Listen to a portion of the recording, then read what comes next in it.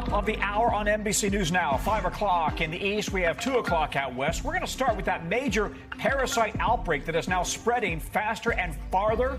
Thousands of cases are now connected across 9 states. No signs that it's slowing down, what the CDC is saying today about a possible cause. Then breaking news in the past hour or so. Paramount agreeing to freeze its merger with Warner Brothers until next year. Why it's happening now and the chance the whole thing falls apart. Also late breaking today, former NFL star Tony Romo arrested for a DUI in Wisconsin. The new details we're just getting into us. Plus the terrifying moments when a plane crashed off the coast of Washington State, all caught on video, how all 11 people on board somehow survived. And in our original, a sobering statistic for the booze business, more than half the people in the country say they're not drinking anymore. What it means for the future of the industry, coming up later in the newscast. Good day. Happy Friday. I'm Tom Costello. I'm in for Hallie, and we are now coming on the air with that, I'm sorry to say, diarrhea parasitic outbreak that we've been talking about for a long time now, spreading further across the country. The CDC is now saying that it's hit 9 states, nearly 2,000 confirmed cases linked to the outbreak, from Pennsylvania to Michigan, all the way down to Oklahoma. The FDA says the outbreaks are likely connected to iceberg lettuce from Taylor Farms, one of the biggest produce distributors in the country. The FDA and CDC say that they're now continuing to investigate the outbreak as thousands more suspected cases are popping up nationwide. Aaron, walk us through these new numbers and how these health agencies are trying to get a handle on the outbreak. Yeah, Tom, well, the big question here is why are we seeing newly confirmed cases tied to this outbreak, especially considering that the iceberg lettuce in question has been recalled not only by Taylor Farms, but also by Taco Bell. And FDA officials, CDC officials that I've been speaking to say that it has to do with the lag time between the time that someone could eat this iceberg lettuce and the symptoms actually developing. That could take weeks.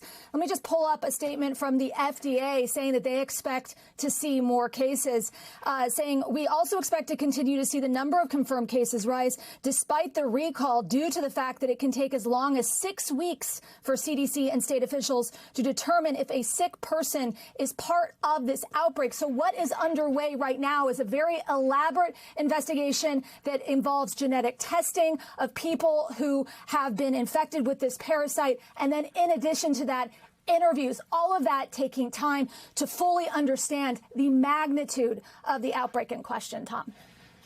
Okay, listen, the fact that all of this lettuce has been recalled, what are health officials now telling people to do? Yeah, well, I lost you there, Tom, but I think you were asking me about what folks can do in the event to protect themselves. Let me just play for you some sound from an interview I had with a deputy director of the CDC earlier today. If you have a food that's been recalled, don't eat it. Throw it out or return it to the store. Washing your hands before you start cooking. Washing your produce, cleaning things properly, chilling food properly. Those are all steps. Those are all habits that people can get into that every time they make a meal will reduce their risk of getting sick and help keep their families healthy. But the number one tip here is make sure you are not eating recall lettuce. Check whatever lettuce you have in your fridge right now against the CDC website. If it has been recalled, return it to the store or throw it away. Tom. Thank you very much. Just the last few hours, we're hearing about the arrest of one of the biggest names in football, Tony Romo, the lead analyst for CBS's NFL broadcast and former quarterback, of course, of the Dallas Cowboys, arrested in Wisconsin Thursday night for driving while under the influence. According to the arrest report, Romo was stopped by police and failed to pass standard field sobriety tests. He was taken into custody and then released. We're going to get to NBC's Valerie Castro for more on that. Valerie, what more have we learned about what happened? Well, Tom, we do know a little bit more, at least, about what Romo was doing earlier in the day. He was participating in a golf championship, the Wisconsin Amateur Championship Golf Tournament, and it's something that he participates in every year. And we know that he was participating in that because our affiliate, TMJ, actually interviewed him while he was playing during that tournament. And then later in the day, around 6 o'clock, according to the police booking sheet, that is when he was arrested by a Milwaukee County Sheriff's deputy. He was driving southbound on Interstate 43. It's unclear at this point what exactly prompted police or the deputy to pull him over. But according to the arrest report, the 46-year-old performed poorly on a standard field sobriety test, and that's when he was taken into custody for operating while under the influence. At this point, it's unclear if any sort of breathalyzer was administered at the scene, but we know he was booked and then he was later released around 11 p.m. the same day. He is now scheduled to be due in court September 21st, Tom. Okay, so Romo is, of course, a big star in the sports world, and he broadcasts CBS's biggest game every week, championship games, Super Bowls. Are we hearing anything at all from CBS? Well, we know the NFL on CBS is one of the most watched shows on TV, if not the most watched show, averaging 25 million viewers. And as for Romo, he spent more than a decade with the Cowboys as a quarterback. He retired after the 2016 season, and that's when he became an analyst for CBS Sports. We have reached out to Romo's representation as well as CBS Sports. We have not received any sort of statement or reaction at this point, but this will be his 10th season calling games for the network this fall. Romo may be considered one of the Cowboys' most well-known players, but Tom, we should note that he never brought the team a Super Bowl win.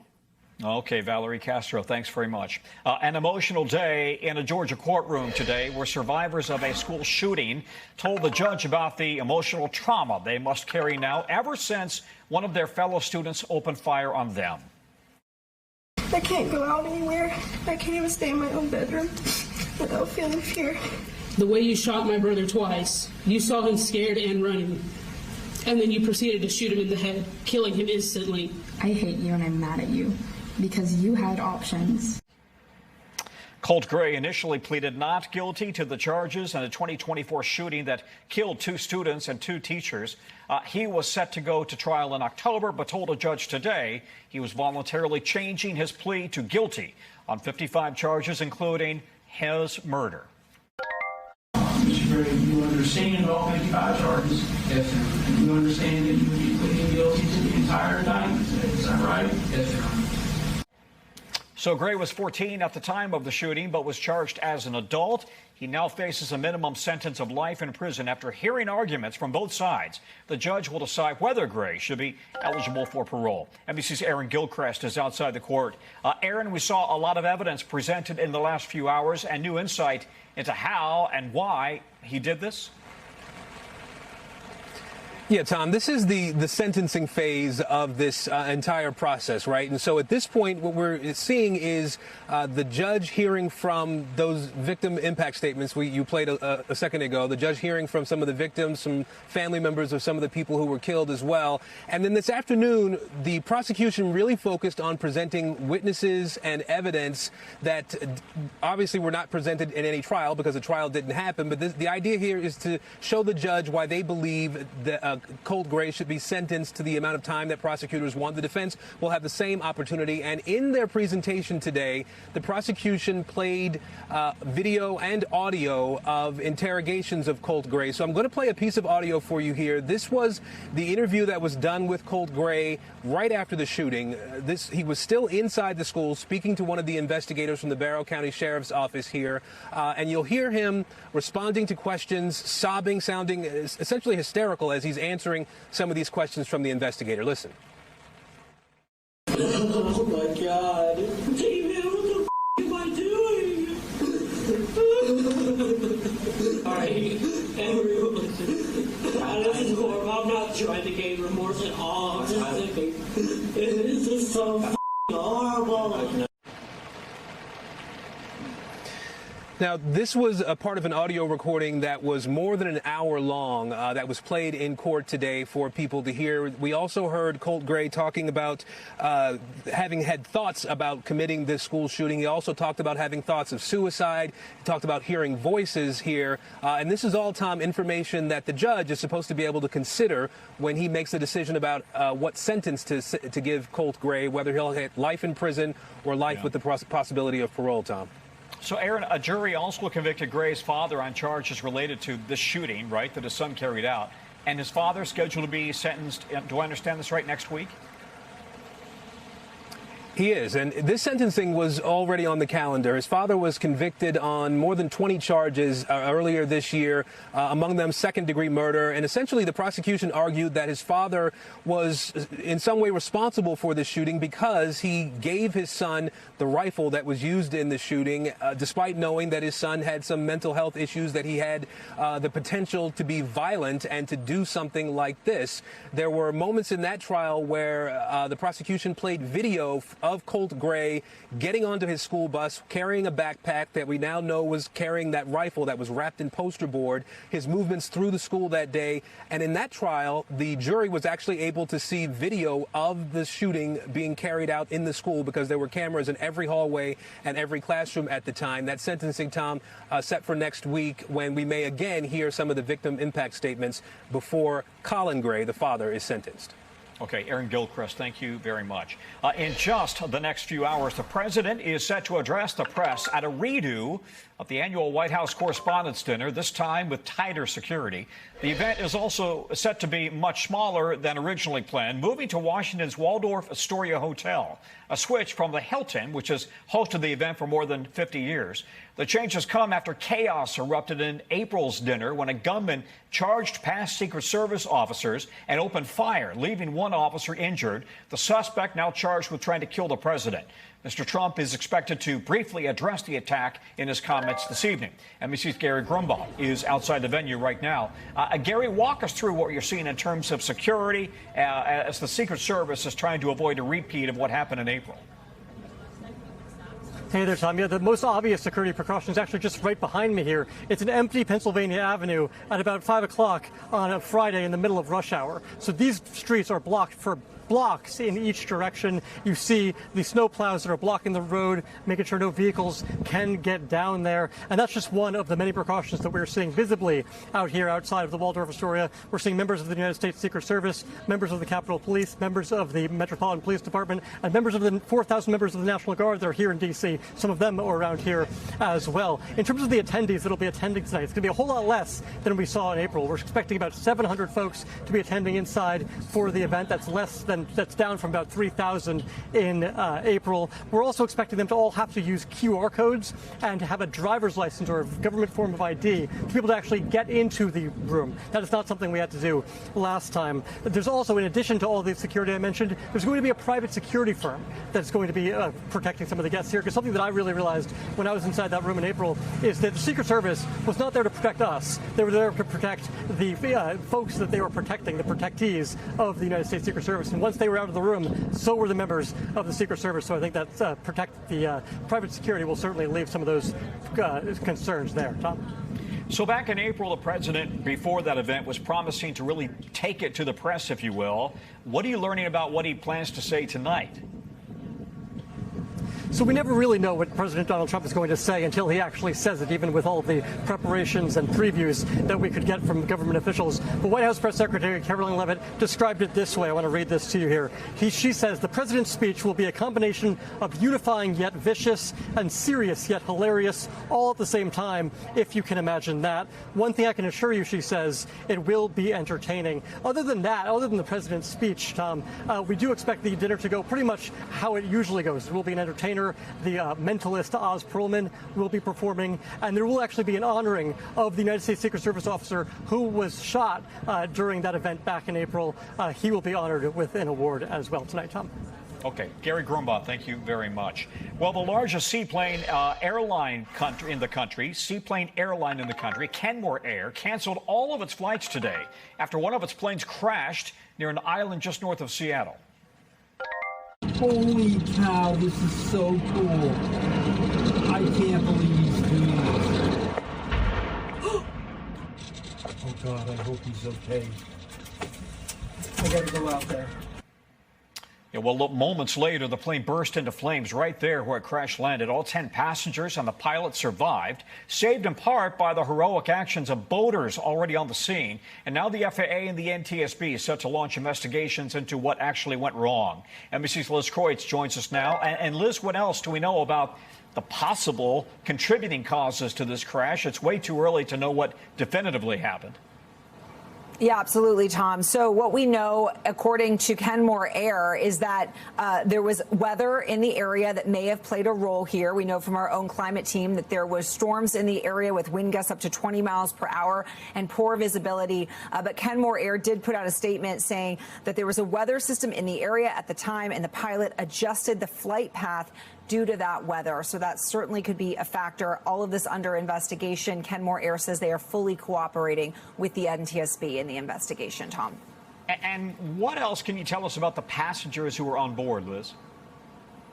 Yeah, so we know 11 people on board, including that pilot. All of them were taken to the hospital, but it's really amazing that they all survived. As you know, I mean, you can see the fire there that erupted after the crash. They all were able to get out safely. Some of them did have injuries, some head injuries, some broken bones.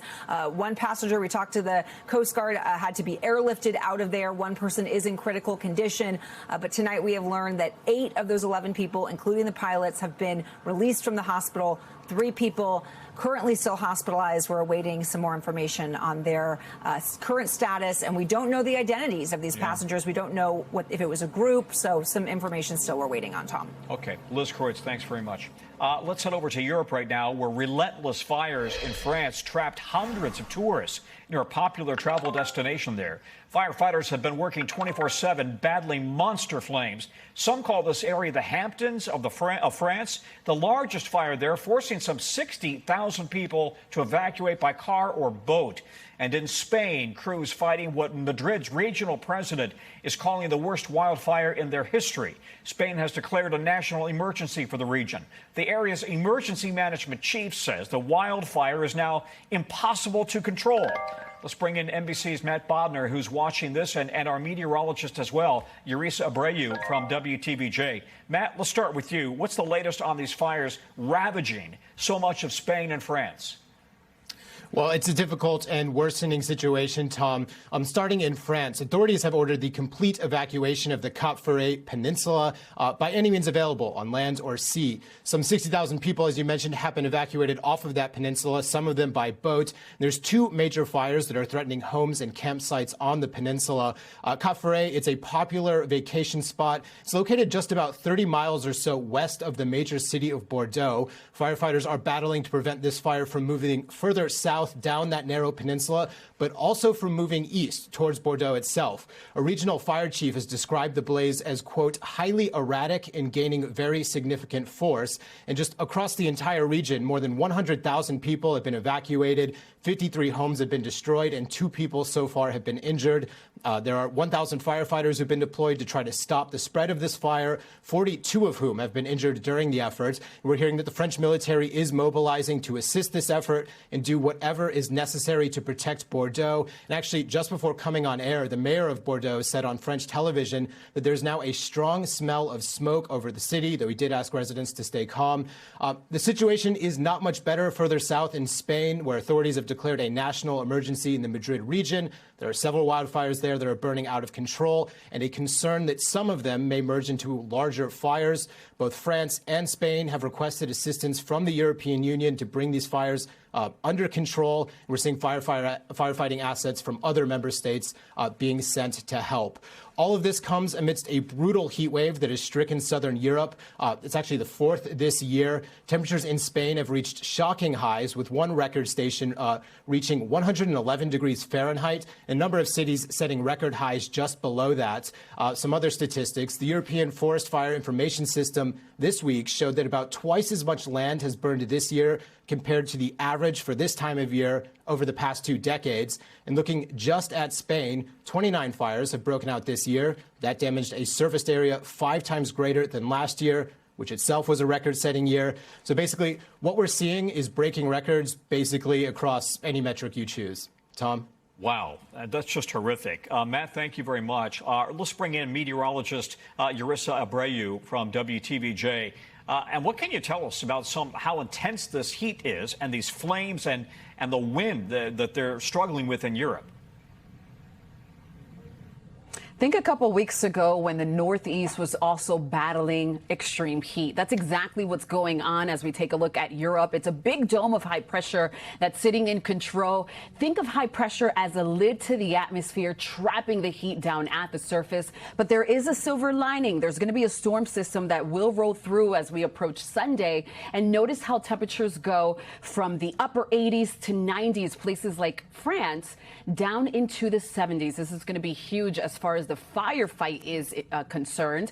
And then we turn our attention to back here at home because it is the dead of summer. And we, too, are dealing with extreme heat across some parts of the country. In fact, 79 million people under some kind of heat alert, from extreme heat across the desert Southwest to heat alerts, heat advisories across the middle of the country, extending through the southern plains. That's where temperatures are going to be in the triple digits. And these two are air temperatures and not the actual feels like numbers, which we will get into in just a moment. I'm going to take you to Denver. No surprise when we see swings like this for that city. 99 on Saturday, jumps up to 100 as we head towards Sunday, back down to 97 degrees. Another city that stands out, Wichita in Kansas, in the triple digits over the next couple of days. So that is extreme heat that we're going to be seeing in places like Wichita, south into Dallas, over into Memphis, Tennessee. Just lots of locations going to be dealing with this triple digit heat index value. And this is exactly what's anticipated in the coming days, straight on through the weekend. Notice some of these very high numbers, like Wichita, for example, 111 degrees. That's going to be the feeling as we head towards Saturday afternoon during those peak hours. If you factor in the humidity, it's going to feel like they're at 111 during the peak hours of the afternoon. And that extreme heat will carry on straight on through early next week. Oh, boy. All right, Yarissa, thank you very much for that. Still ahead from us on this Friday evening, LeBron James decides to head east. Why one of the best players in NBA history says he'll finish his career in Philly. Plus, Bon Jovi cuts a concert short in New York City. His message to the fans about what went wrong.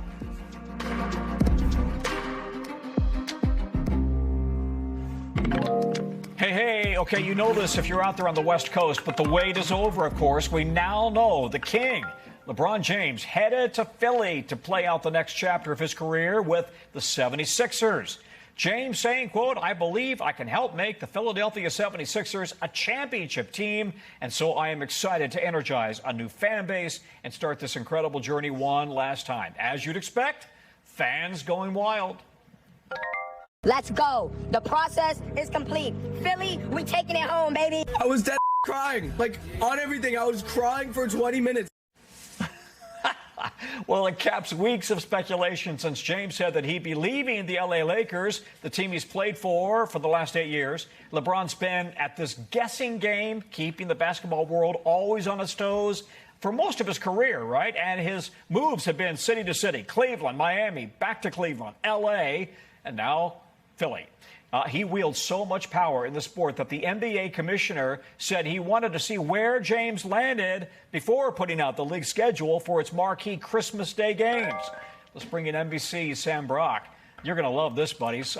This is such a huge draw, right? So what does this mean for the 76ers in terms of their status in the league and the revenue he can bring into the team and the city? Yeah, isn't that crazy what you just said, Tom? That Adam Silver and the NBA didn't want to reveal the league schedule until they knew where LeBron was going to play.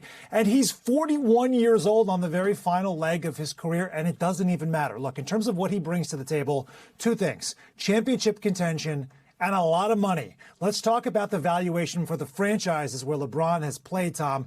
The Cleveland Cavaliers, the first 7 years of his career, they were basically off the basketball grid. And they went up in valuation 115%, meaning that the franchise value more than doubled in the billions. And then look at the Lakers, 170% increase in their valuation for the 8 years that he played in Los Angeles. And this is, again, toward the back half of his career. That is incredible. Josh Shapiro, who is the governor of Pennsylvania, actually put out a proclamation today. He said, "By the power vested in me as the governor of the great Commonwealth of Pennsylvania and a diehard Sixers fan, I hereby proclaim today to be LeBron James Day. Welcome to the city of brotherly love, King James." In terms of what he means, Tom, on the hardwood, the Sixers now go from being a team that was on the fringe of title contention, let's say that, to now top billing in the East. You know you have the Knicks. They just had this magical run. They're basically bringing the band back together. After New York, I think Philadelphia has got to be considered probably in that first tier and a serious contender to win the Eastern Conference. It's not as strong as the West, and the Sixers are just stacked at every single position. They have youth, they have athleticism, and now they have the smartest and most prolific player in the history of the NBA. Okay, but you said it, right? He's 41. He signed for a lot less than he's used to being paid, so I'm guessing money isn't the issue, right? Why did he decide on going to Philly? Let's start there with LeBron James's own words and then talk about the bigger picture. With respect to what he said, and this is from his statement earlier today, he said that this is my last decision. I'm not going for money. I'm not going for family. What am I really playing for at this point? I still want to sacrifice. I still want to work. I still want to grind. I still want to compete to win and have a chance at the feeling of winning another championship. Look, there was a lot of buzz about him potentially going back to Cleveland. He's from Akron. LeBron spent the first 7 years of his career there. He won a championship, brought the city its first title. But the reality is you have James Harden and Donovan Mitchell there. These are defensive liabilities. There was talk of him going to Miami. They just traded for Giannis Antetokounmpo. Miami doesn't have enough shooters. There was talk of him going to Golden State with the Warriors playing with Steph, like just the incredible basketball music they would make together. However, the Golden State Warriors, the whole team is really old. No offense to Golden State. They won 4 championships, but they're also toward the back end of things. Now you have the Philadelphia 76ers. They have youth. Tyrese Maxey and VJ Edgecombe in the backcourt, arguably the best young backcourt in the NBA. And Jaylen Brown, an all-time wing who has 2 sides, plays both sides of the ball. Incredible talent there. Just drop LeBron in and watch what happens. Can you tell Sam Brock is excited for this move? Thanks, buddy. Great analysis. Appreciate it.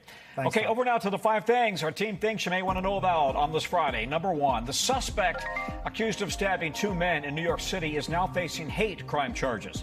Now, we broke the story late last night. Witnesses say that they heard the suspect yelling in Arabic the phrase Allah Akbar. The city's police commissioner says mental health may be a factor in the attacks. Both victims are expected to survive. Number 2, singer Chris Brown pleaded guilty today to a charge related to a fight at a London British nightclub. Prosecutors there say Brown hit a music producer over the head with a glass bottle back in 2023. As part of the agreement, more serious assault and other charges were dropped. Sentencing set for October. Number 3, South Carolina Democrats are poised to be first to vote for who could be the next presidential candidate on the Democratic side. A key Democratic National Committee panel has voted to move that primary to the lead spot in 2028. Nevada and New Hampshire were also in the running. Part of the discussion has been about elevating more racially diverse states to earlier in the process, in the calendar. The full DNC is expected to make the final decision next month. Number 4, an abrupt end to John Bon Jovi's Madison Square Garden concert last night. About 90 minutes into the show, he told the crowd he wasn't feeling well and he had to stop. He said he'd been dealing with a sinus infection. He told fans he'll figure out a way to reschedule the show. Number 5, 89 years after Amelia Earhart disappeared, a new expedition is hoping to solve one of the greatest aviation mysteries. After being delayed for a year, a group of researchers is ready to head out to a remote Pacific island looking for what could be the remains of her Lockheed Electra plane. The team will take a 6-day boat ride, then cut through the jungle to use high-tech tools to search for the plane under the sand in a lagoon. Some experts, though, are skeptical. Other clues, though, have been found on the island, including a medical bottle, multiple actually, and a sextant navigational box. The effort is being backed by Purdue University, where Earhart worked before beginning her round-the-world journey in 1937. We are learning today that convicted rapper Sean Diddy Combs is now in solitary confinement at a federal prison. A source with knowledge of the matter says it's because Combs got into a fight with another inmate. We don't know why the fight broke out, and a rep for Combs is not commenting on the incident. Combs is serving a 4-year sentence after a jury convicted him of interstate prostitution in his high-profile trial in New York last year. The jury acquitted him of the more serious charges of racketeering and sex trafficking. Combs is set to be released on February 8, 2028. according to Federal Bureau of Prison calendars and records, but he could get out earlier for good behavior or if he finishes certain programs while he's still in prison. NBC legal analyst Danny Savalos is joining us with this. Danny, Combs moved to this low-security federal prison just a few months ago. Could this potentially affect his release date? It could affect his release date. Discipline cannot affect your overall sentence. Judge Subramanian issued a sentence. That doesn't change. But federal prisoners can get credit for good time. And now there's additional credit they can get under the First Step Act. So it may be nuanced. It may just be semantics, but it won't extend his sentence. But he might lose those credits for good time, which could change his release date. So the short answer is this could change the day that he walks out of prison. And meanwhile, Combs' defense team is still fighting to overturn his conviction, right? I think you kind of answered this already, but what recourse does he have?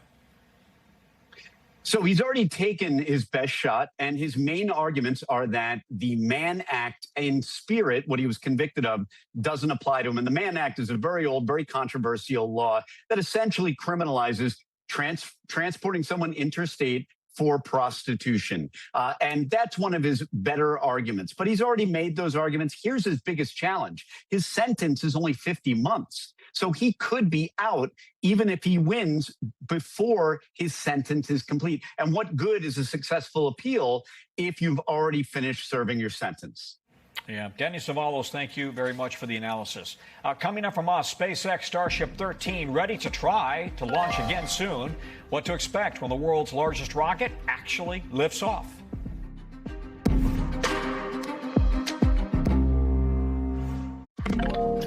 Now back to that parasite outbreak that we told you about earlier in the newscast. Today, we're taking a closer look at the FDA and the CDC and the growing scrutiny over whether budget and personnel cuts have impacted the federal government's response. Dr. Akshay Syal has more.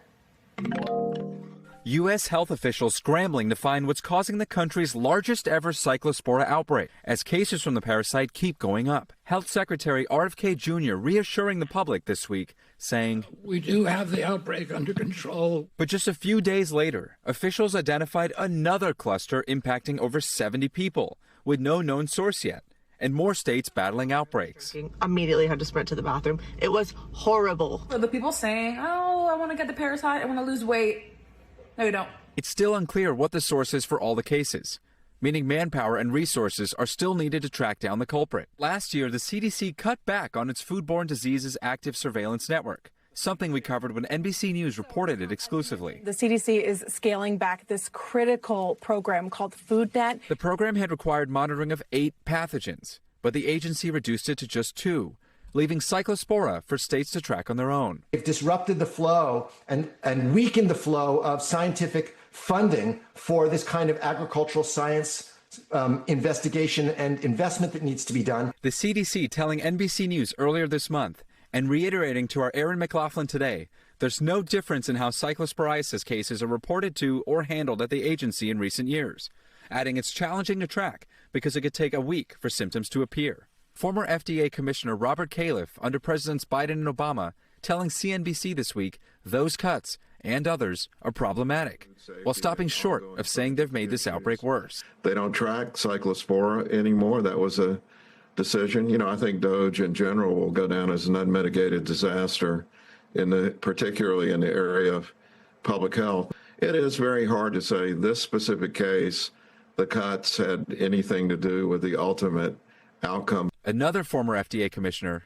under President Trump, Scott Gottlieb, also responding to a question about the cuts. CDC appears to act slowly here. Michigan really did a lot of the initial epidemiological work that traced this to a common food source, and then FDA picked up from there. There have been cuts. There have been people in some of these groups who've been let go from DOGE. There was also a group on food safety that was let go at USDA. Whether or not that translated into any of this, I think it's really premature to draw that conclusion. We've reached out to the FDA and haven't heard back. Beyond the response at the federal level, state and local health departments often take the lead when outbreaks like this begin, and the CDC relies on states to notify them of cases. There's currently a gap in the case count between what the states are reporting and what the CDC has confirmed, with Michigan alone saying there are more than 8,000 reported cases. The CDC has confirmed 4,000 nationally, while investigating thousands more. Experts say that difference is common and will be resolved over time, as public health officials work to verify cases. The problem is, time is of the essence to find the source and stop the spread. The faster we can spot and identify an outbreak, the faster we can connect it to a food, and that means we can call that food off of the shelves through recalls. And the faster that food is recalled, the fewer people are going to be exposed going forward to that. Dr. Akshay Syal is joining us now. Doc, some experts call this a canary in the coal mine, right, as it relates to an indicator of a bigger problem in how we're handling the food supply. And it seems like there's also kind of a loss of confidence in the CDC and the FDA right now.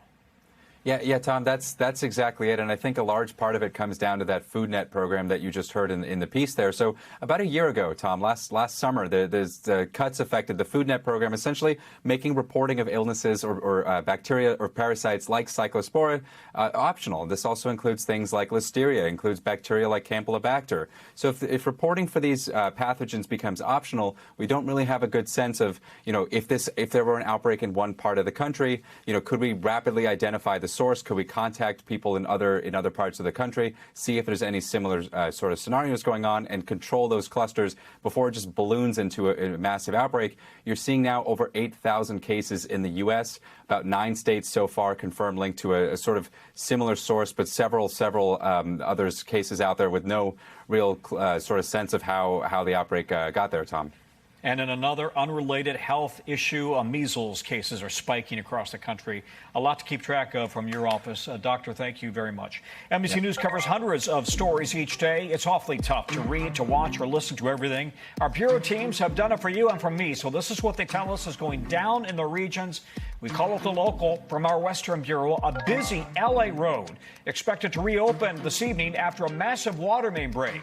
We've been telling you about the story for more than a week now. Nearly 17 million gallons of water poured out onto Sunset Boulevard. That was last Thursday. A 25-foot long section of pipe had to be replaced.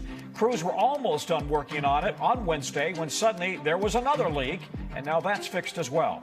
From our Washington, D.C. Bureau, a fireworks show gone wrong after a minor league baseball game in Virginia. Take a look there. The sparks flying towards the stands instead of into the crowd, into the sky, I should say. Fans ran for safety. Thankfully, nobody injured. The team and fireworks vendor told our Richmond affiliate that they're looking into how this all happened. From our Midwest Bureau, a serious mess inside an Illinois pet store. A massive fish tank burst. 2,000 gallons of water, hundreds of fish spilled out.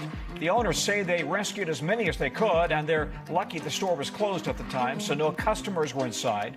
The community has launched a fundraising effort to help the store recover. The biggest question for SpaceX at this hour, will the third time be the charm for the next critical test flight of the world's biggest, most powerful rocket ever? Just 24 hours ago, we reported that the Starship launch was scrubbed because of weather. That's after the initial launch that was supposed to happen last week ended rather abruptly. So the countdown clock automatically terminated at the last second because some of the rocket engines simply didn't ignite as planned. A successful flight could potentially help shore up some investor confidence in SpaceX. It was just last month that the company went public in what was supposed to be, and actually was, the largest stock debut ever. An initial offering price of $135 a share. At its peak, it went to $225. Now trading at just $115. And remember, CEO Elon Musk has made some big promises here. This is the rocket that NASA intends to use to take astronauts to the moon, maybe even to Mars. Musk also wants to use it on big, long journeys, going deep. We want to bring in our friend, former NASA astronaut Steve Robinson. He's now at UC Davis as a professor in California. Okay, I don't want to make you jealous here, Steve, but I got my mega rocket model right here. And it just, I know who that's going to make jealous. Listen, I got to tell you, it does underscore how big this thing is, right? This is as tall as the Empire State Building, 400 feet tall. Talk about how important this rocket really is to SpaceX and to NASA. It's important to the whole national space program. And to me, today is all about rocket engines starting when they should. Flight number 12, this will be flight number 13 if it goes. Flight number 12 was back in May, and there were 6 engines that did not start when they should. And then the scrub we had last week on number 13, 4 engines didn't start when they should. So to me, there's a lot of objectives here. There's a lot of things that have to go right. But let's start with engines that actually start. That would be good. But listen, it's not just SpaceX that's struggling, of course. I mean, our focus is on SpaceX because we have a launch tonight. But listen, Blue Origin had a mega rocket explosion just a couple of months ago. What is a reality check on how likely it is that both SpaceX right here and Blue Origin will be able to meet their obligations to NASA next year when they're supposed to dock with astronauts around the Earth in Earth orbit? These are things that haven't been done before. These are new rockets. The reality is this is not quite impossible, but very close to it. But that's always been the case in spaceflight. Every time I've gone to space, it seemed like a miracle was happening. So it's not quite a miracle. It's good engineering, but it's also learning from things that went wrong. I won't call them mistakes, but things that went wrong. So as the more things that go wrong, the more you learn, the more likely it is that things will go right next time. Yeah, good point. And listen, SpaceX has a tremendous track record, right? Things go wrong. Next time, they seem to get it back on track. But let me ask you this. Would you, as an astronaut, feel comfortable being on board a SpaceX rocket, or for that matter, Blue Origin, in its first flight with humans? I would feel confident if they went a little further down the road and had a lot more success than they've had so far. It's not ready for humans yet. I think everybody agrees. But I think we're all very hopeful that they will be ready for humans. Yep. Again, next year, they're hoping to do a docking orbital mission around Earth to prove the technology works. And then if that goes well, hopefully onto the moon with humans in 2028 or 29. Steve Robinson, thank you. We're going to have you back for our live coverage as well. Coming up from us is America's desire to drink alcohol drying up. Inside the signs, the people are tapping out. That's in our original.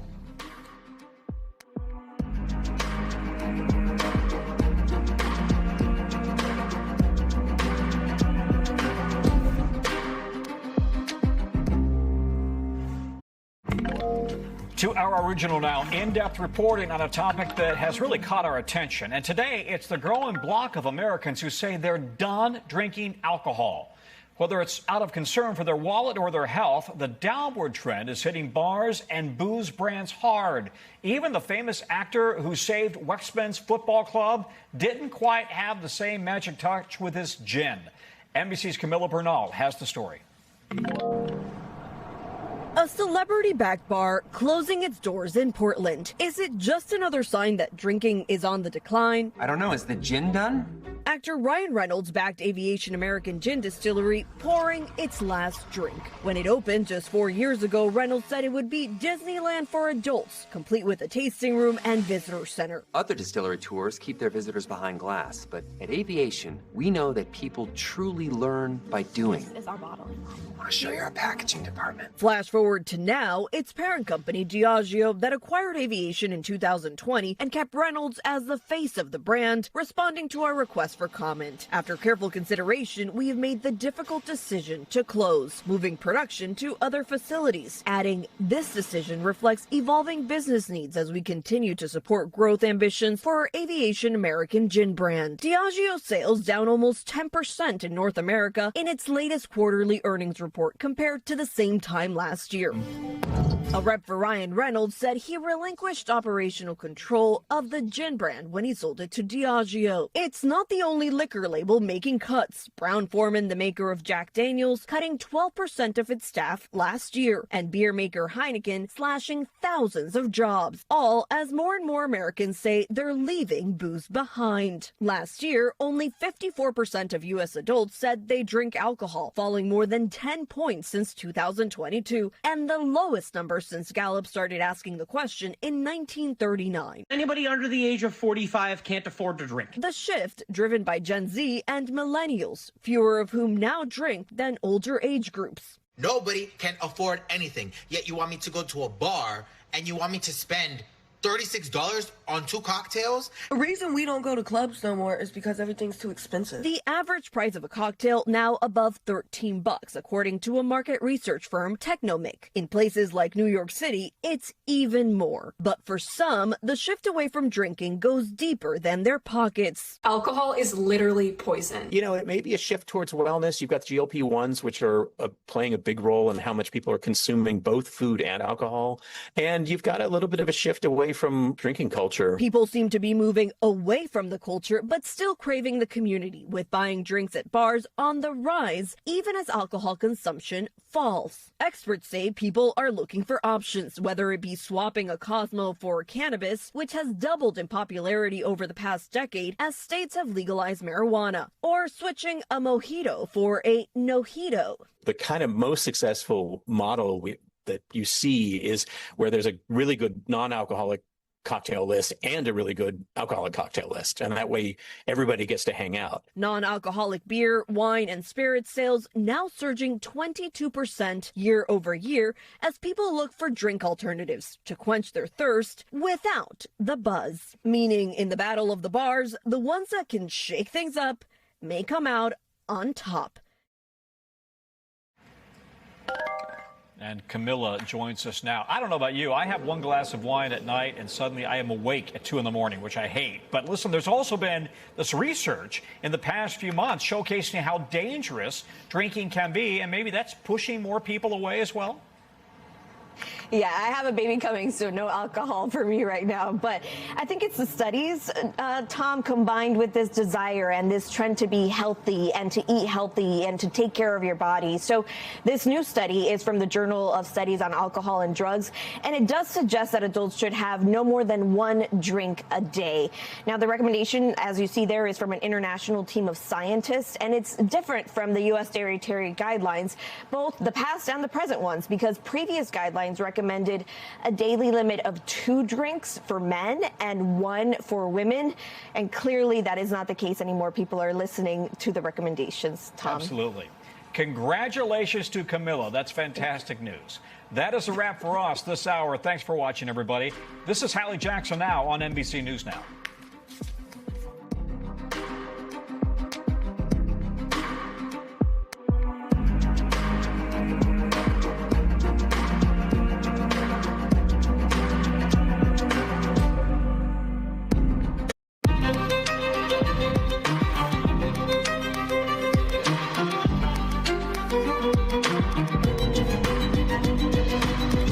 Here we go, top of the hour, 6 p.m. in the east, 3 o'clock out west. And we start with that rather unfortunate major parasite outbreak.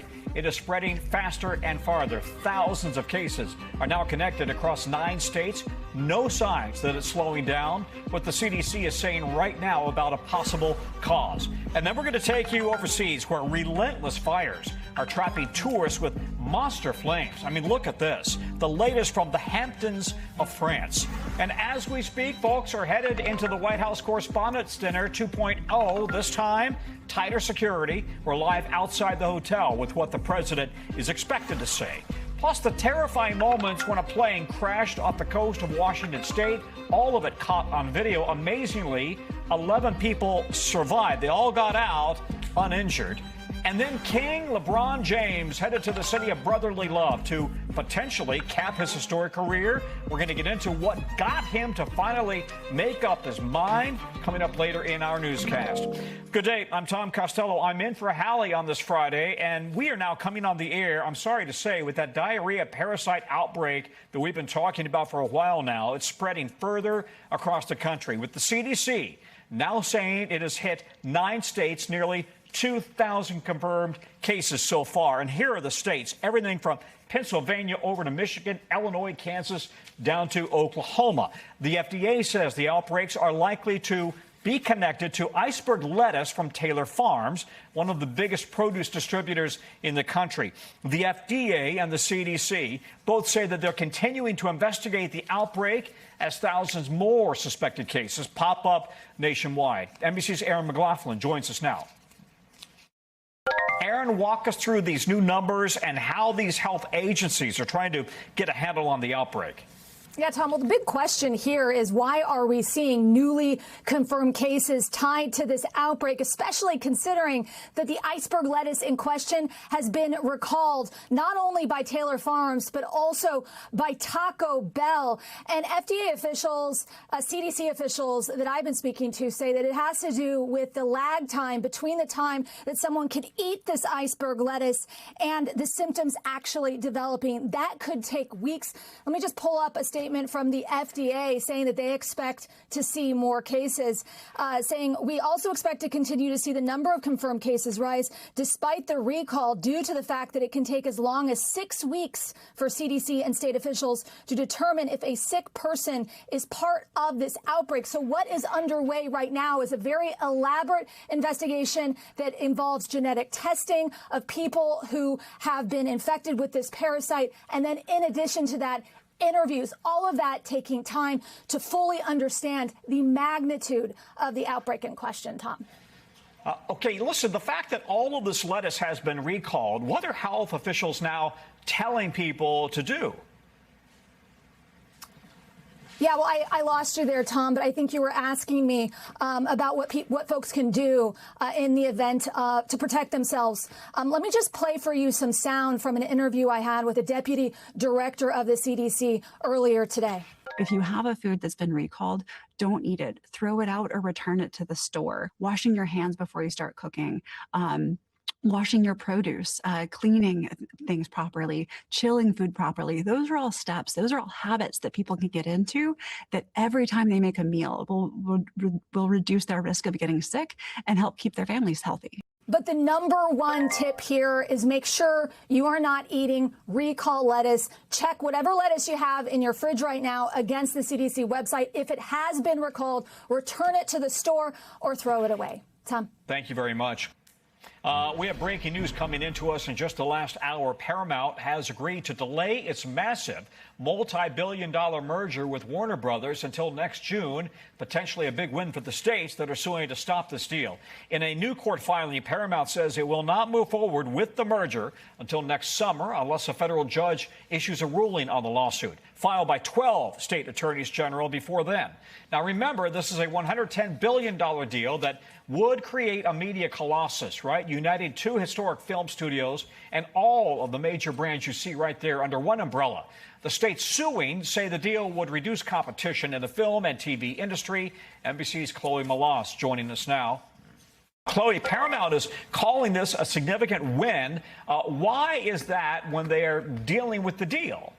Tom, this is absolutely unbelievable. It feels like we're watching the TV show Succession. I don't know if you ever watched that show, but it feels like we're really living in it right now. Let's pull up their statement that they just released moments ago. They say that the result is exactly what we have sought from the outset, a direct path to a trial based on the evidence. This is the fastest and clearest way to prove that this transaction is good for competition, good for consumers, and good for creators, a conclusion dozens of competition authorities around the world have already reached. I mean, Tom, ultimately, they were supposed to, these attorney generals and Paramount, duke it out in court in August. Now they've said, forget that. We'll just do this in a courtroom at trial. Now, a judge overseeing all of this, she could make a decision sooner than this heading to trial, one way or another. But all of this just delays things and makes it so much more costly, Tom.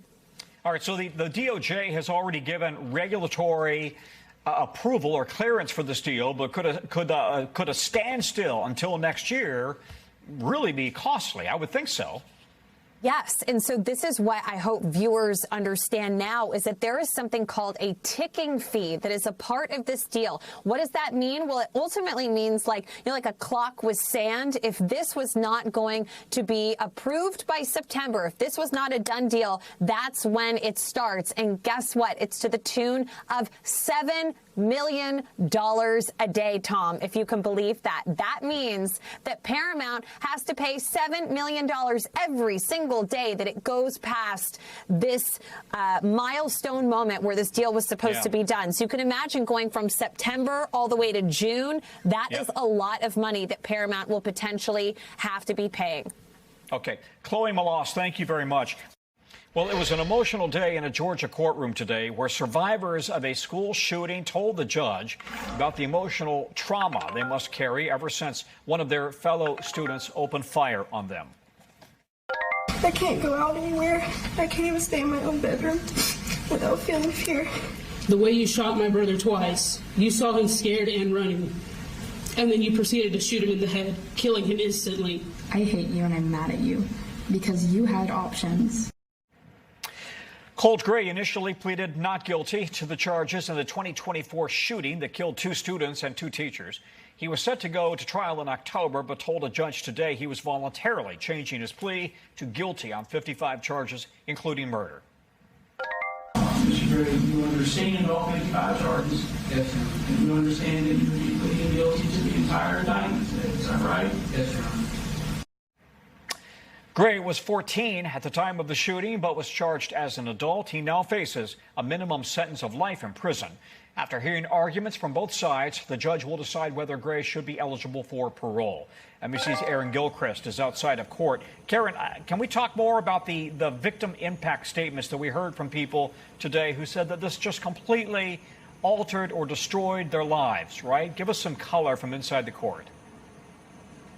Tom, it was heartbreaking to listen to the folks get up one after another and offer these really agonizing descriptions of what was taken from them in the shooting that happened here in September of 2024. And we're talking about people, young people, students who were shot during the school shooting, who lived for months in some cases, having to go through surgeries, not being fearful. They were fearful of going back to school and ended up having to be homeschooled in some cases.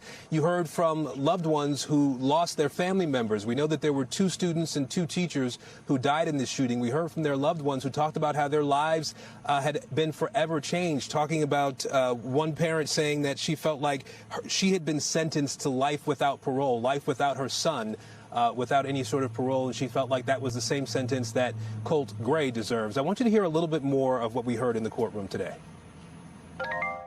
Colt didn't just take Mason's life that day.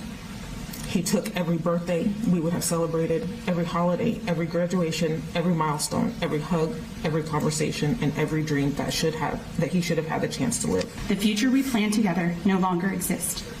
The dreams we shared ended the moment his life was taken. And that was the wife of one of the teachers, the coach who was killed in this shooting, who spoke in very emotional terms. Tom, each of them is making the point to say that they understand that there were elements of Colt Gray's life where he was failed. There were moments where he was failed by his parents, by different systems that should be in place to help young men like him. At the same time, they said they do not feel sorry for him. They are dealing with their own pain, and they, in each instance, wanted to see him put in prison for the rest of his life, Tom. Yeah. Listen, Gray entered a guilty plea without having reached a deal with prosecutors, right? Any insight into why that may have been? Why did he change his plea suddenly? Was it based on the evidence that he knew was forthcoming? I mean, there really was a mountain of evidence, Tom, in this case. During the trial of his father was put on trial for second-degree murder for having given him that rifle that was used in the school shooting, despite knowing that he had some potential for violence, that he had some mental health issues.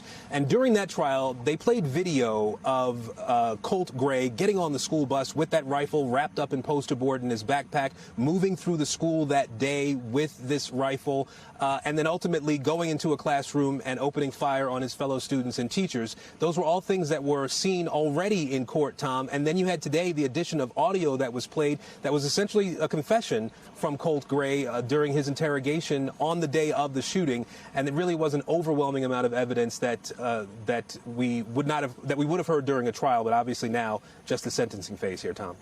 Aaron Gilchrist, thank you very much. In just the last few hours, we're hearing about the arrest of one of the biggest names in football.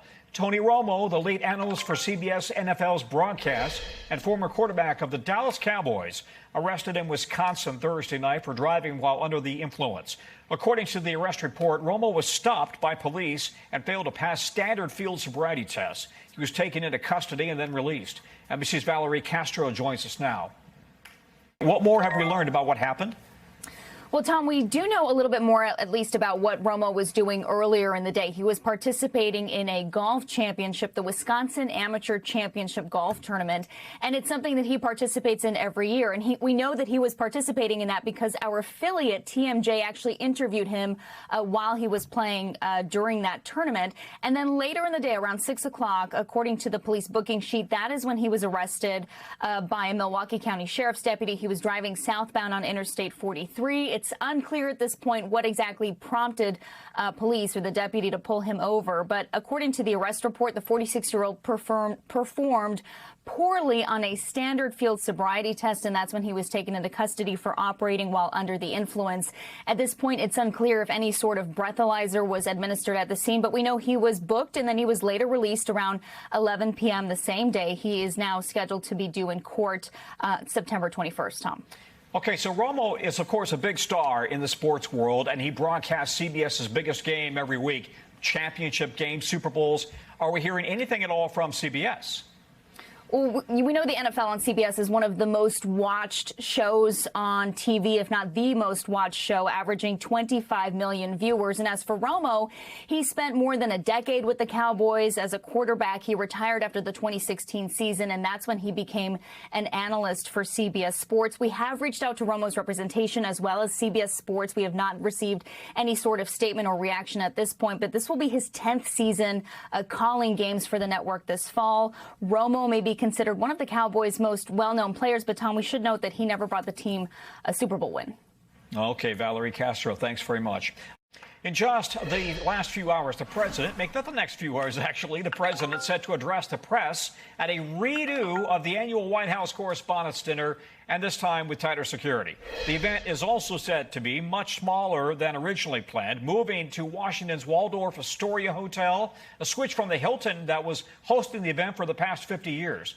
The changes come after chaos erupted at April's dinner when a gunman charged past Secret Service agents and opened fire, leaving one officer injured. The suspect now charged with trying to kill the president. Mr. Trump is expected to briefly address that attack in his comments tonight. NBC's Gary Grumbaugh is outside the venue. Used to be the Trump Hotel, right? But now it is the Waldorf Astoria. What does security look like right now, and what other changes are on tap for tonight? Hey there, Tom. Yeah, one of the most obvious security precautions is right behind me, the empty Pennsylvania Avenue at 5 o'clock, 6 o'clock on a Friday night. This place is usually packed. Instead, it is blocked for several blocks in every direction. You see bike rack, you see members of the Metropolitan Police Department, and you see DC snowplows blocking the way for any vehicles that can't even get anywhere close to the Waldorf Astoria. We've also seen drones in the sky ahead above the hotel itself. In terms of the attendees that will be coming, they'll have to show photo ID. They have a QR code that they were given as part of their invitation, and it's a whole lot fewer people than usually attend these kind of events. This is going to be about 700 folks instead of the usual about 3,000 or so. There's also private security that is going to be here on top of the Metropolitan Police, National Guard, and Secret Service that we usually see at these kind of events. Tom. So, Gary, you know, last April, before the event, he had said he was going to really go all out and go after the press. Any idea whether he is going to kind of tame that down, or any idea what his plans are for this evening? Yeah, it's never a good idea to guess at what President Donald Trump is going to say before he actually says it, even if you are given a preview of what he might say. But Caroline Leavitt, the White House press secretary, did give us a statement that says, in part, quote, "The president's speech will be a combination of unifying yet vicious and serious yet hilarious, all at the same time, if you can imagine that. One thing I can assure you," she says, "it will be entertaining." So other than the president's speech, the dinner will go as likely as planned in terms of there will be an entertainer, Oz Perlman. He's that mentalist that was supposed to perform in April. He will be back, and they will also honor the Secret Service officer who was shot during the incident at the last dinner. Tom? All right, entertaining but vicious. Okay, Gary, thank you very much. The largest seaplane airline in the country, Kenmore Air, canceled all of its flights today after one of its planes crashed near an island just north of Seattle last night. Holy cow, this is so cool. I can't believe he's doing this. Oh, God, I hope he's okay. I gotta go out there. So that was the moment of the crash, and moments later, the plane burst into flames right there where it crash landed. All 10 passengers and the pilot survived, saved in part by the heroic actions of the boaters already in the area who rushed to help. And now the FAA and the NTSB are set to launch investigations into what possibly went wrong. NBC's Liz Kreutz joins us now. Liz, NTSB leading this investigation, but Kenmore Air says weather might have played a role in the crash. It didn't seem like the winds were that extreme. Yeah, that's right, Tom. Right now, we don't know the official cause. As you know, that will take some time. And we are told the NTSB is working to recover the aircraft, which had already gone into the water by the time the Coast Guard arrived, and we're helping some of those passengers. According to Kenmore Air, they put out a statement saying that weather may be a factor. They said there was a weather system in the area at the time, and the pilot adjusted the flight path due to that weather. Our climate unit says that there were storms in the Seattle area at the time with wind gusts about 20 miles per hour and poor visibility. But again, too soon to say. And Kenmore did say that they are fully cooperating right now with the investigation and the NTSB. Okay, and I understand the Sheriff's Department is saying that one passenger was in critical condition. Any other updates on other passengers or who was on board? Yeah, I mean, it is pretty remarkable, right, that all of the passengers on board survived this, given that it was this, landing, this crash landing into the rock that prompted a fireball. Thankfully, they were all able to get out before that. One person's in critical condition. 3 people remain in the hospital. All of the people on board were hospitalized, but 8 of them, including the pilot, have been released. We're told the pilot is in stable condition and recovering, and we're waiting for more updates. And we don't know the identities of these folks as well. Tom. Okay, Liz, thank you very much. Let's go to Europe right now, where relentless fires in France trapped hundreds of tourists near a popular travel destination there. Firefighters have been working 24/7, battling monster flames. Some call this area the Hamptons of France. The largest fire there, forcing some 60,000 people to evacuate by car or boat. And in Spain, crews fighting what Madrid's regional president calls the worst wildfire in their history. Spain has declared a national emergency for that area. The region's emergency management chief says the wildfire is now impossible to control. We want to bring in NBC's Matt Bodner, who's following all of this, and also meteorologist Yarissa Abreu from WTVJ. Matt, let's start with you. What's the latest on these fires ravaging so much of Spain and France? Well, it's a difficult and worsening situation, Tom. Starting in France, authorities have ordered the complete evacuation of the Cap Ferret Peninsula by any means available on land or sea. Some 60,000 people, as you mentioned, have been evacuated off of that peninsula, some of them by boat. There's 2 major fires that are threatening homes and campsites on the peninsula. Cap Ferret, it's a popular vacation spot. It's located just about 30 miles or so west of the major city of Bordeaux.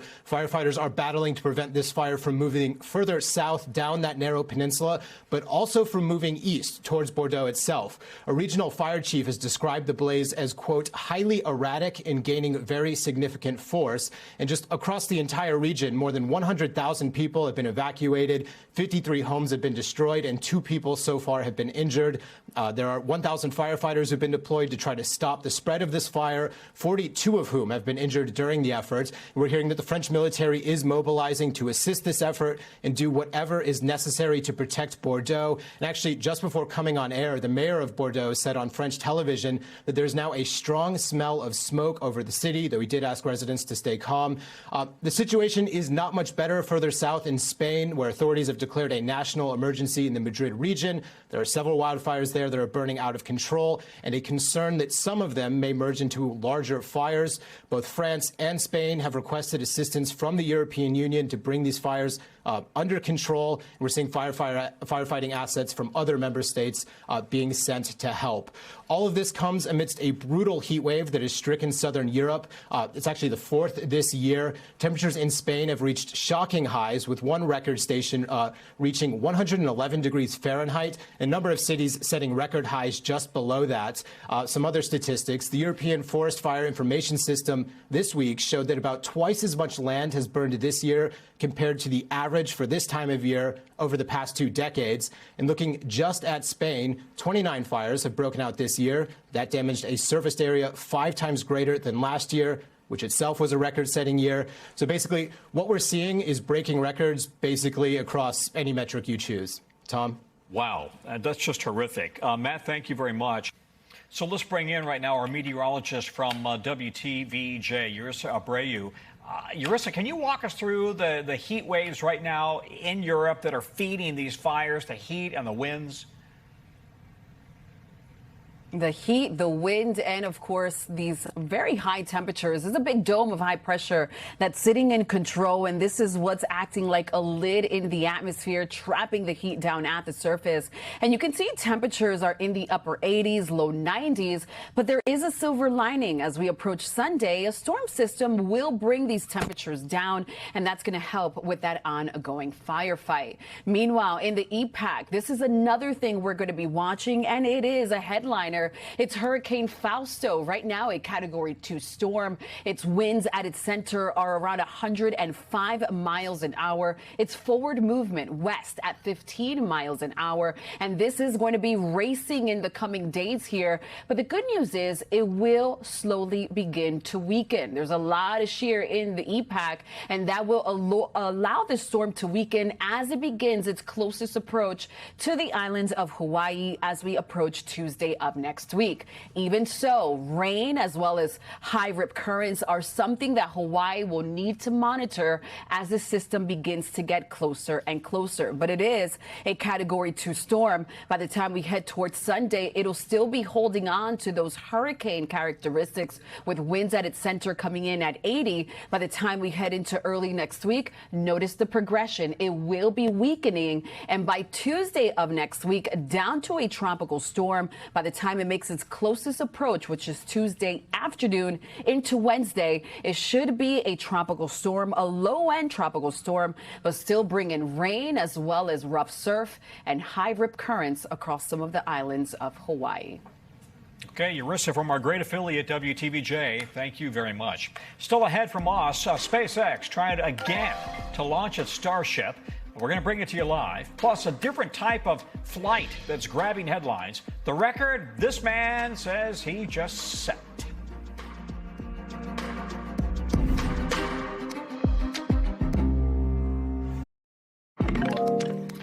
So the wait is over. We now know the king, LeBron James, is headed to Philly to play out the next chapter of his career with the 76ers. James saying, quote, "I believe I can help make the Philadelphia 76ers a championship team, and I am so excited to energize a new fan base and start this incredible journey one last time."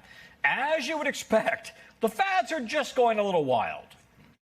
Let's go. The process is complete. Philly, we taking it home, baby. I was dead crying, like on everything. I was crying for 20 minutes. So it caps weeks of speculation since James said that he'd be leaving the LA Lakers, the team that he's played on for the last 8 years. LeBron's been at this guessing game for a while, right? Keeping basketball on its toes really over his whole career as he moves from city to city. Cleveland, Miami, back to Cleveland, LA, and now Philly. He wields so much power in the sport that the NBA commissioner said he wanted to see where James landed before putting out the league's schedule for its marquee Christmas Day game. NBC Sam Brock joins us now. You're going to love this, buddies. This is such a huge draw, right? So what does this mean for the 76ers in terms of their status in the league and the revenue he can bring into the team and the city? Yeah, isn't that crazy what you just said, Tom? That Adam Silver and the NBA didn't want to reveal the league's schedule until they knew where LeBron was going to play. And he's 41 years old on the very final leg of his career, and it doesn't even matter. Look, in terms of what he brings to the table, two things: championship contention and a lot of money. Let's talk about the valuation for the franchises where LeBron has played, Tom. The Cleveland Cavaliers, the first 7 years of his career, they were basically off the basketball grid. And they went up in valuation 115%, meaning that the franchise value more than doubled in the billions. And then look at the Lakers, 170% increase in their valuation for the 8 years that he played in Los Angeles. And this is, again, toward the back half of his career. That is incredible. Josh Shapiro, who is the governor of Pennsylvania, actually put out a proclamation today. He said, "By the power vested in me as the governor of the great Commonwealth of Pennsylvania and a diehard Sixers fan, I hereby proclaim today to be LeBron James Day. Welcome to the city of brotherly love, King James." In terms of what he means, Tom, on the hardwood. The Sixers now go from being a team that was on the fringe of title contention, let's say that, to now top billing in the East. You know you have the Knicks. They just had this magical run. They're basically bringing the band back together. After New York, I think Philadelphia has got to be considered probably in that first tier and a serious contender to win the Eastern Conference. It's not as strong as the West, and the Sixers are just stacked at every single position. They have youth, they have athleticism, and now they have the smartest and most prolific player in the history of the NBA. Okay, but you said it, right? He's 41. He signed for a lot less than he's used to being paid. So I'm guessing money isn't the issue, right? Why did he decide on going to Philly?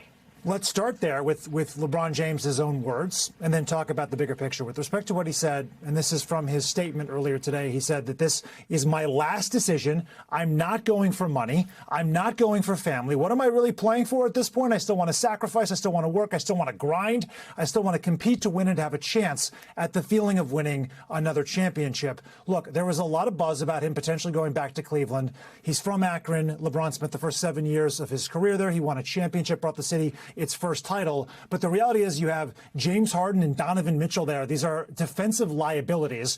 There was talk of him going to Miami. They just traded for Giannis Antetokounmpo. Miami doesn't have enough shooters. There was talk of him going to Golden State with the Warriors playing with Steph, like just the incredible basketball music they would make together. However, the Golden State Warriors, the whole team is really old.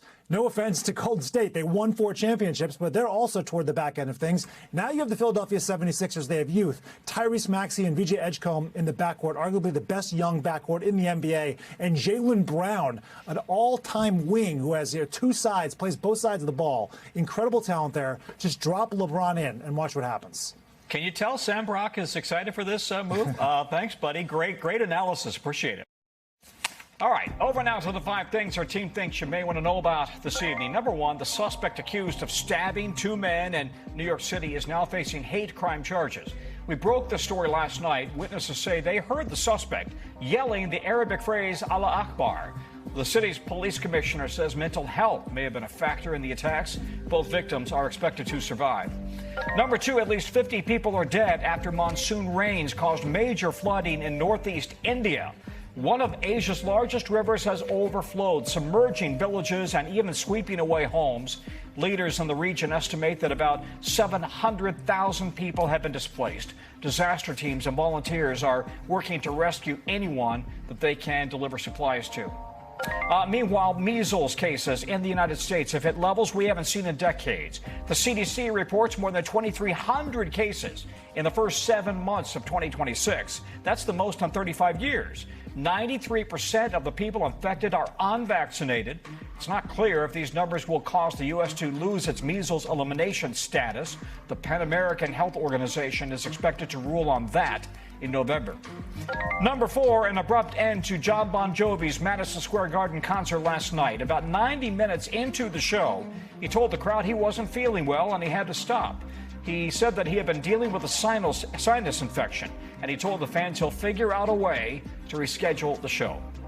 Number 5, a Michigan man soaring into the record books, or maybe he's falling. A 77-year-old man, Don Watkins, says he's now the oldest person ever to fly in a wingsuit.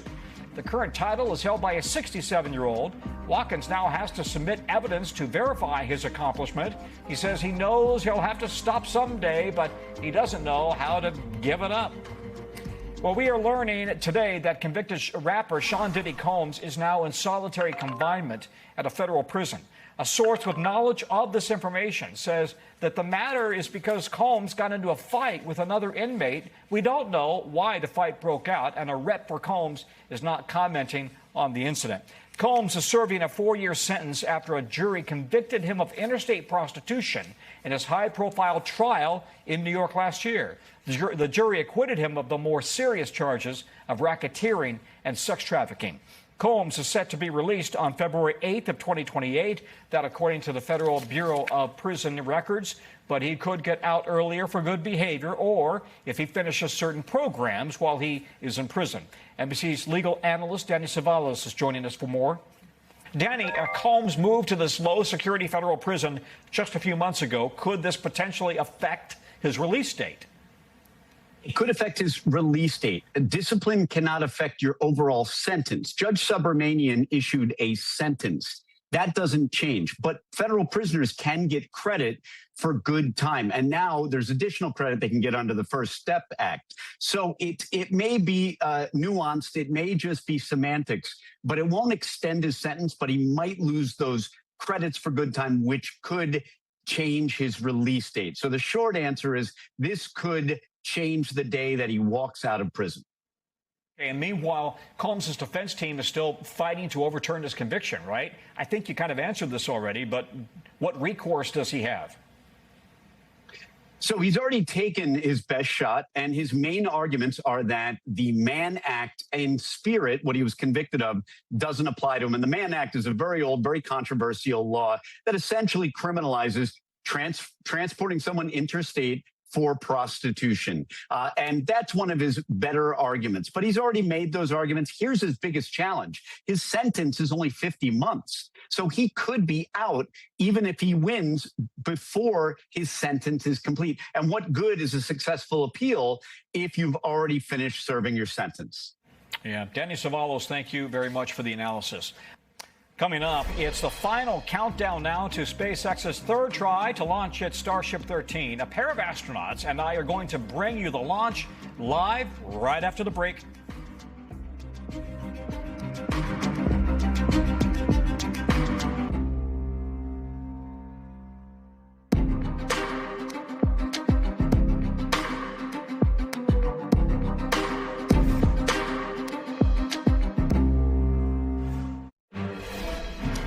Okay, so the big question for SpaceX in the next few minutes, will the third time be the charm for this next critical test flight of the world's biggest, most powerful rocket? So we have a live look for you. That's the sun. That's not the rocket, but we have a live look for you at Starbase where the flight is set to take off. And just 24 hours ago, we reported that the Starship launch was scrubbed because of weather. So that's after the initial launch that was supposed to happen last week ended rather abruptly.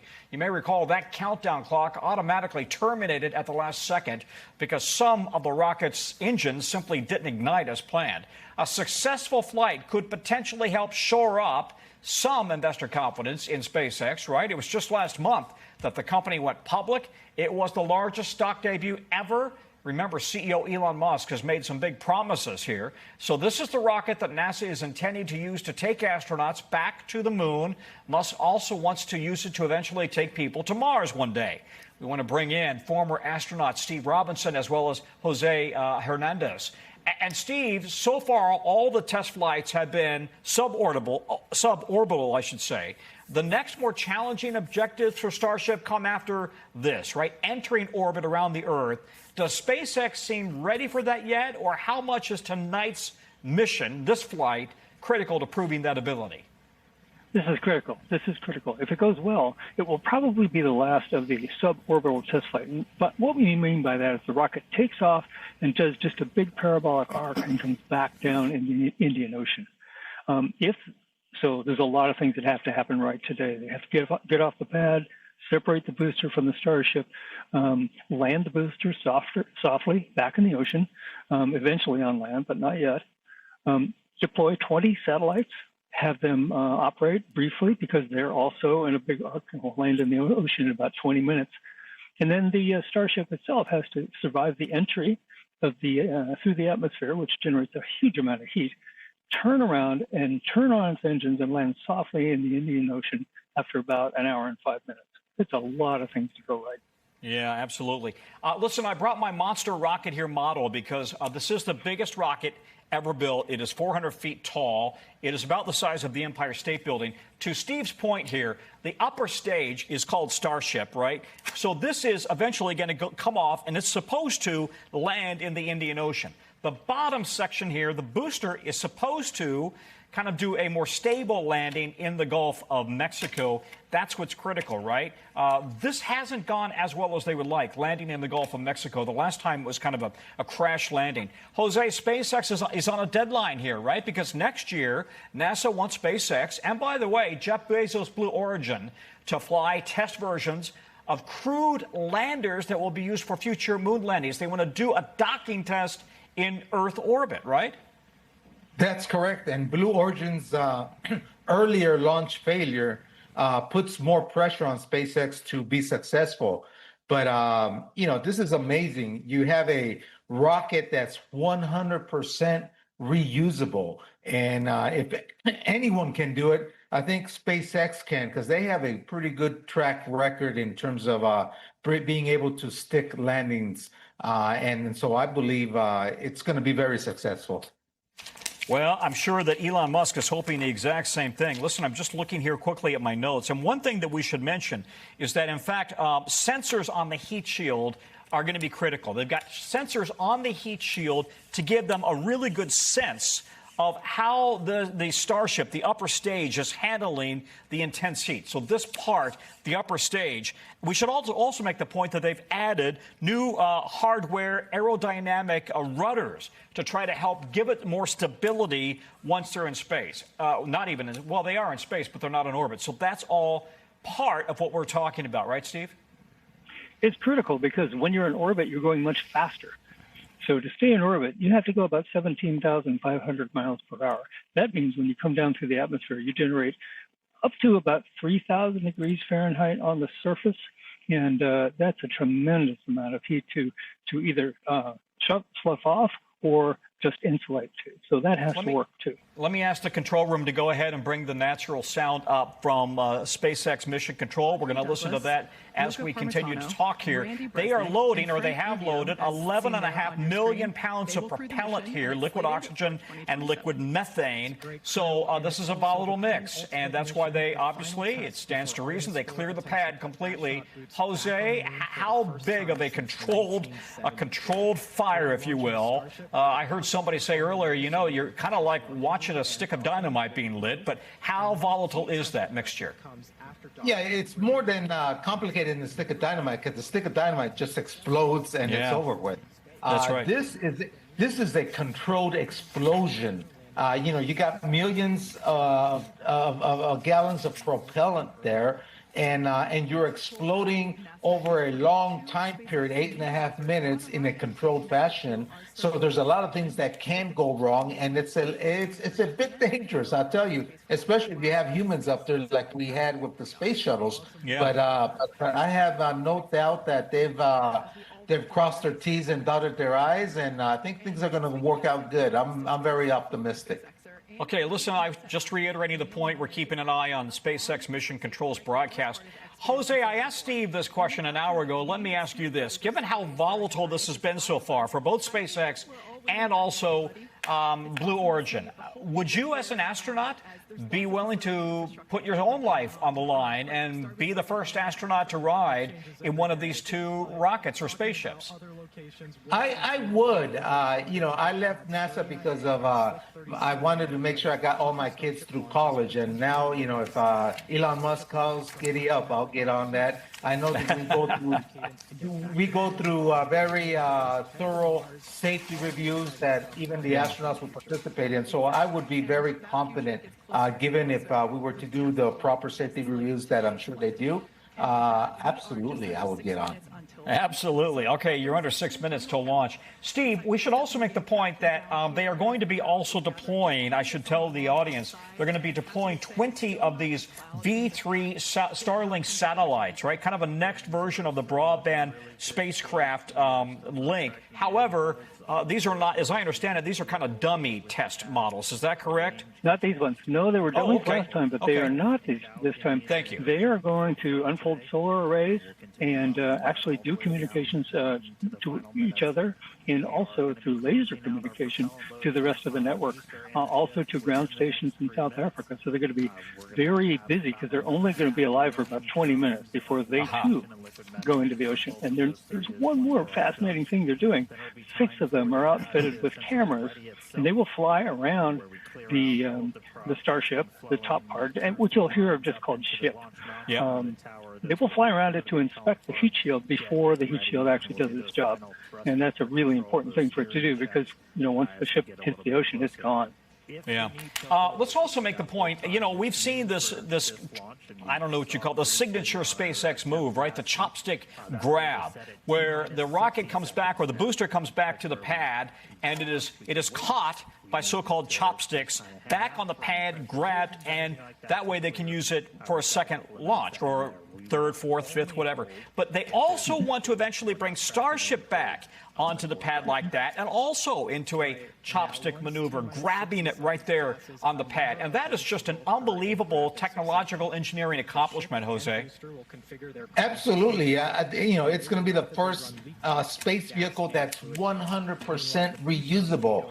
And the importance of that is that you drive down the cost of space travel, drive down the cost of sending satellites up into space. And Elon Musk is sending thousands of these satellites. So he is very motivated to drive down the cost. And that way the user that subscribes to his internet service pays a decent price and not an exorbitant price. Yeah. So we're down, as you see, we're down at about 3.5 minutes till launch. Steve, picking it up on the whole satellite conversation here, because SpaceX wants to operate 100,000 of these V3 Starlinks, these satellites in low Earth orbit, but that's going to require something like almost 11,000 spacecraft to put all of those up into orbit, right? It's a huge, that's quite the dream. There's almost 11,000 Starlink satellites up there right now. And now, one thing that worries all of us. Isn't it getting kind of, can I just ask you, isn't it getting kind of yes, crowded up there in low Earth orbit? It's exactly what I was going to say, Tom. As usual, we share one brain. There are, by some people's accounts, just too many things in orbit. Way back when Jose and I were flying, I flew on 4 space shuttle missions, and we came back with cracked windows on every one of them from hitting very small bits of space junk. Yes, and so this is there's much more stuff. Yeah, there's way more stuff up there now.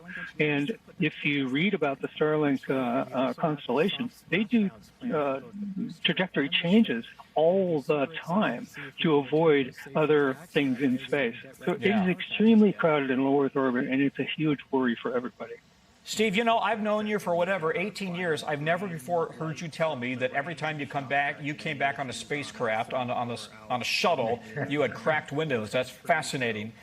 Listen, I just want to bring the audience's attention to the fact that we're at about T-minus 2 minutes or so. We're going to bring up the sound of mission control here. We don't want to miss anything here, and we're going to make sure that we bring both Steve and Jose back in. Let's bring it up and listen and monitor what's going on. We're only going to hold if there's a reason, and currently there are no reasons. Coming up here in a few seconds, we should have, actually right there we can see on screen, that's the base of the Super Heavy booster. Those are the 33 Raptor engines, and we expect to see and there they go, the TVC checkouts, also known as engine wiggles. We're activating those thrust vector control actuators to ensure that those center engines and the inner radius as well have the ability to steer the rocket. Yep, super cool to see how fast those move. I mean, in flight, it's amazing to see how it steers the vehicle. And we're coming up on that T-minus 1 minute now on our countdown, so let's listen in to see if we pass that gate.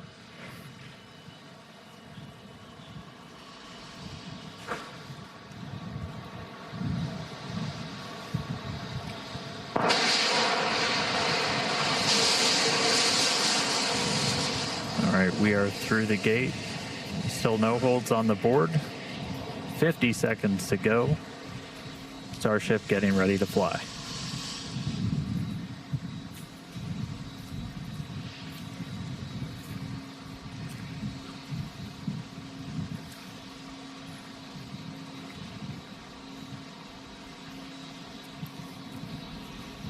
Again, Starship will splash down in the Indian Ocean, the booster in the Gulf of Mexico.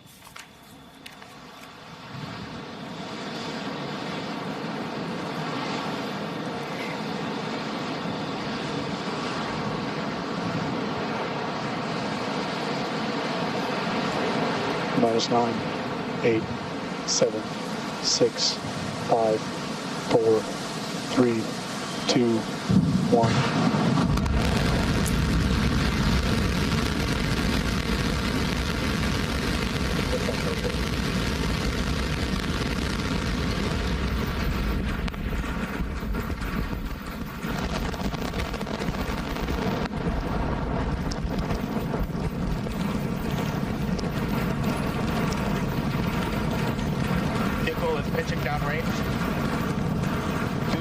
Chamber pressure is nominal.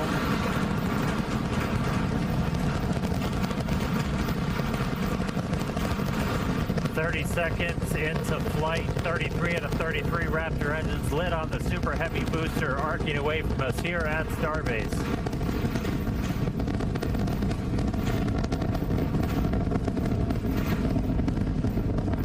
Coming up on max Q, maximum aerodynamic pressure, which again for this flight is going to be higher than it has been on any of our previous Starship flights.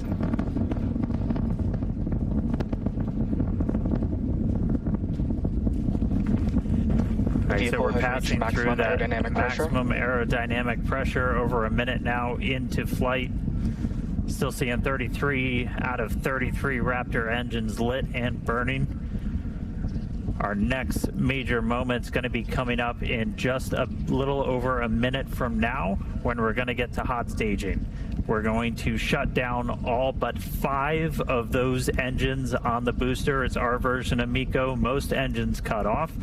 And then we're going to ignite the 6 engines on the ship while it is still attached, to do that separation. As a reminder, we try to do a directional flip, so when you watch on your screen, we're hopefully going to be sending that booster towards the bottom of the frame. For the booster itself, it's like doing a flip up. It'll go towards the bottom of your frame. We do that by lighting the engines in a slightly staggered sequence.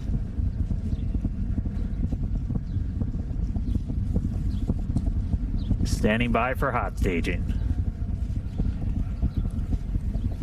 So far, all systems are working perfectly. This is Starship 13. The 13th test flight of the world's biggest rocket. Starship and NASA banking on this rocket for future all missions to the moon. All but 5 engines down. Except 6 ignite. Burn startup.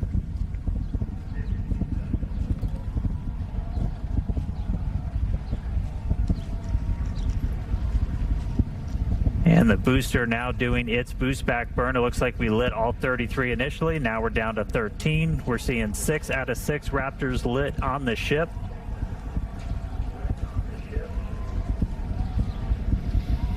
The cheering you hear there is the workforce of Mission Control.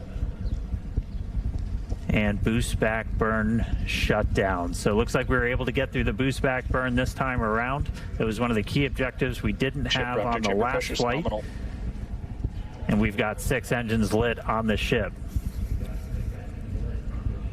Well, if you watch these things, you know nominal is what you want to hear. That means it's working all well. The first of 2 burns that the booster is going to be doing to kind of send it back towards us.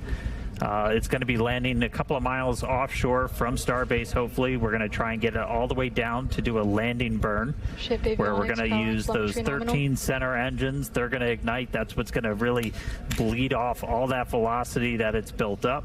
And it'll eventually, hopefully, transition to 5 engines to kind of fine-tune its path in, and then all the way down to 3 for the remaining bit. We're going to stick with this on News Now because the test is critical. We've got a couple of minutes to go until we get there. So booster's going to coast for a little bit. Ship still seeing 6 out of 6 Raptor engines lit. 4 minutes into the flight. Ship's got about 4 minutes left. Getting some killer views. Kate, Nate, how was the view from down there? It was incredible. I mean, it just shot off the pad, and seeing all the crowd now running back inside to take views on the screen here, it was amazing. Yeah, one of these days I'm gonna learn to not stare at the engines, because now I have a bright blob in my vision. But now, speaking of vision, we could see both stages there on your screen. Starship's second stage is still firing its engines. You can follow along with that with the GUI down on the bottom right-hand side of your screen. So the goal here again is to put the booster in the Gulf of Mexico and to put Starship or Ship, the upper stage, into the Indian Ocean, but they want to do it as a precise splashdown, not a crash. We're actually getting a live shot off the booster right now, an onboard camera. You can see the plume from Starbase where it just lifted off 5 minutes ago. On nominal trajectory. That's the Gulf. We are there. We are there. That is us. I kind of want to run back outside and wave. Right. Now, again, this booster is not planning to come back to the tower or to launch site for this particular launch. We are going to be planning to do an ocean splashdown just off the coast of Starbase, so hoping to still get some amazing views of that.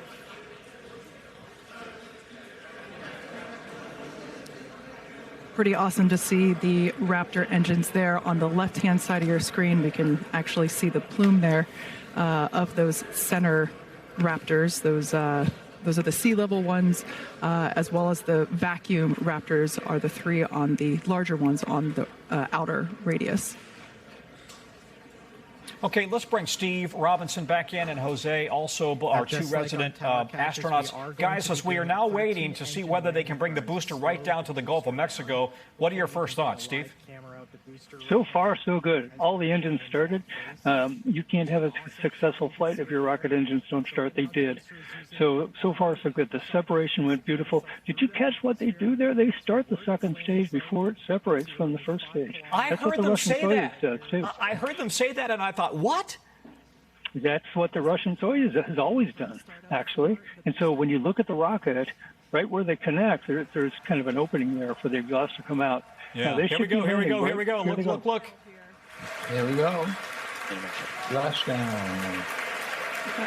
And another awesome landing for Super Heavy. Congratulations to all the teams here at Starbase and at our SpaceX team. An amazing, amazing view. Well, we still need a full analysis of whether if it crashed or if it touched down nicely. Jose, first thoughts here? Everything was nominal. I think everything has worked very well up to this point in the mission, so I'm very happy with the results. Looking at the booster real quick. Yeah. Let's bring it up just for another moment here. 13 engines that we were planning for that initial landing burn. We were targeting a softer splashdown, and as you saw, it came in with quite a bit of velocity still. So landing velocity did look a little bit high, but really cool to make it all the way back this time to that landing burn. We'll dig in, figure out how to turn on all those engines, and then get to a full landing soon. But all eyes on ship.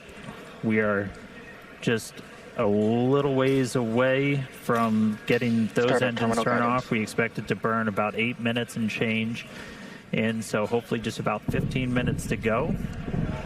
Again, sounds ship like is the upper stage. The sonic boom. Yeah, we sure did. Starbase That was awesome. From the booster splashdown. Well, as the astronauts like to say, it looks nominal, engine shut down. which means all things looking well. Steve Robinson, Jose Hernandez, our two resident astronauts. Thank you for your expertise, guys, and your enthusiasm. And we're going to keep watching it until we actually go off the air at the top of the hour. Until that moment, I'm Tom Costello. You're watching NBC News Now. And there's our call out for nominal orbit insertion. So we got a ship in space. We've got a booster in the Gulf where we were planning to send it. It's a hell of a start to the day, Kate. Yeah, it sure is. All of our colleagues here are filing in through the doors. A lot of people wanted to stay outside. We thank you for watching, and remember, stay updated on breaking news and top stories on the NBC News app or watch live on our YouTube channel.